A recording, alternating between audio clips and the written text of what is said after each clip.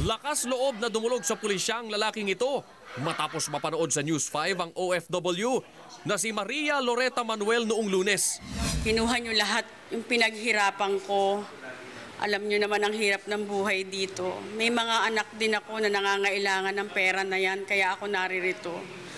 Ayon kay Renato, konsensya raw ang nagtulak sa kanya para ituro ang mga nasa likod ng panloloob sa bahay ng pamilya Manuel sa May Paho, Caloocan.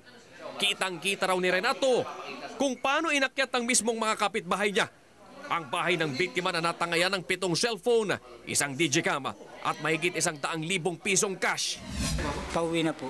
Yung dumadaan po ako, nakita ko po si Bochok na sa taas ng rooftop. Inabot niya po yung bag kay Dave. Matapos makuna ng statement, agad lumakad ang tropa. At sa bahaging ito ng May Paho, Caloocan, na-corner nila si Xavier Celestino o alias Bochok. Dati na raw nakulong ang 28 anyos na si Bochok dahil sa pagnanakaw. Akala nyo, di kayo puputok.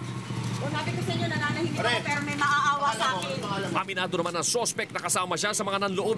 Pero giit niya, ang mismong kapitbahay daw ng mga Manuel na si Dave Mendoza ang nagplano nito ayon sa barangay.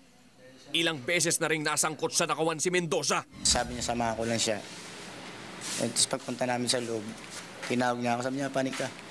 Ngayon, pagpanik ko, sir, sabi niya. Ano yung mga kinuha niya sa loob?